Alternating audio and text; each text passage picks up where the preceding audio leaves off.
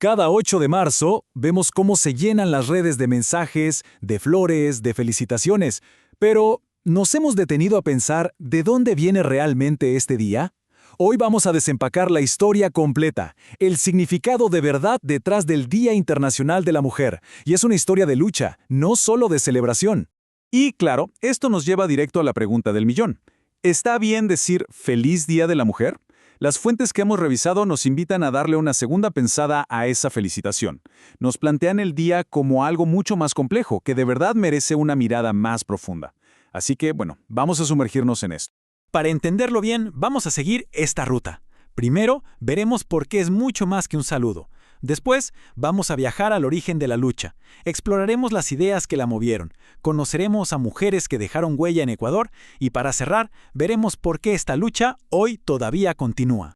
Arranquemos entonces por el principio, entender para qué es este día en realidad. Miren, no se trata de regalos o de cumplidos, se trata de reconocer una historia que nace en la protesta, en la búsqueda de derechos que hoy nos parecen básicos. De hecho, no hay que buscar mucho. Las propias Naciones Unidas nos lo dejan clarísimo. Esta cita es clave. Habla de lucha histórica, de reflexionar, de pedir más cambios. ¿Se dan cuenta del tono? Es un llamado a la acción, a recordar de dónde venimos y a seguir empujando. No es una simple fiesta en el calendario. El punto es recordar y actuar. Y ahora sí, viajemos un poco en el tiempo. Para entender el 8 de marzo, tenemos que irnos a sus raíces, a un siglo entero de protestas y de revoluciones que fueron dándole forma. Esta línea de tiempo nos muestra los hitos, los momentos que lo cambiaron todo. La semillita se planta por allá, en 1857, con trabajadoras textiles pidiendo algo tan básico como condiciones dignas.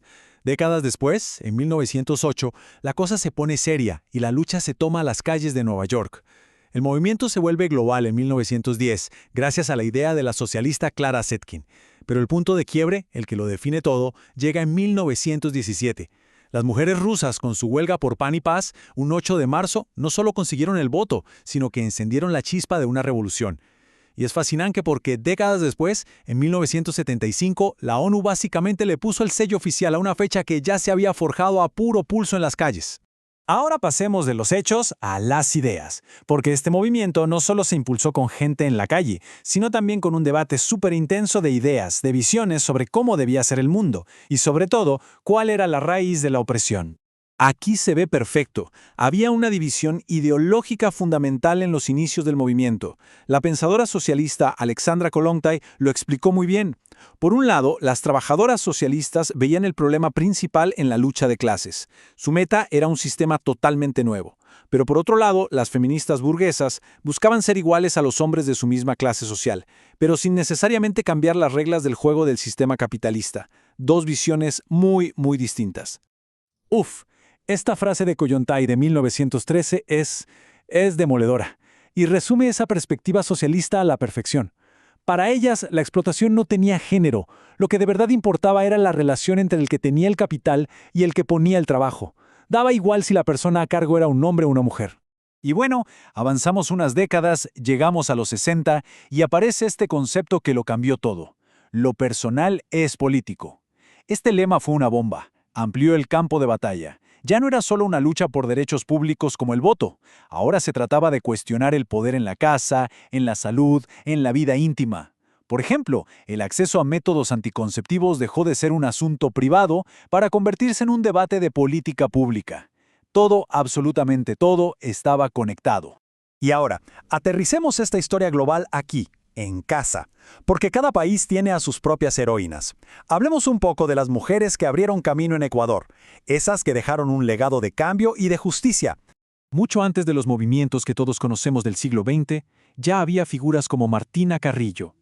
Imagínense, en pleno siglo XVII ella ya estaba luchando por los derechos de las comunidades afroecuatorianas. Esto nos demuestra que la pelea por la justicia en Ecuador tiene unas raíces profundísimas. Y por supuesto, no podemos dejar de hablar de Tránsito Amaguaña, una figura monumental del siglo XX. Ella es la cara de la lucha por la tierra, por los derechos laborales y por la dignidad de los pueblos indígenas. Se convirtió en un verdadero símbolo de resistencia y de liderazgo. Y la lista sigue y sigue con pioneras en todos los campos que se puedan imaginar, desde Juana Miranda, abriendo puertas en la salud y en la academia, hasta Hermelinda Urbina, que literalmente conquistó los cielos, o Neisida Gómez, que nos trajo la gloria olímpica.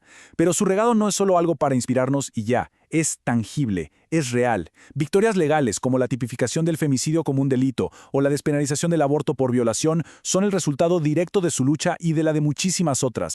Y todo esto nos trae de vuelta al presente y a lo que pasa en el resto del mundo. Porque a pesar de todos estos avances históricos que hemos visto, la lucha por la igualdad está muy, pero muy lejos de terminar.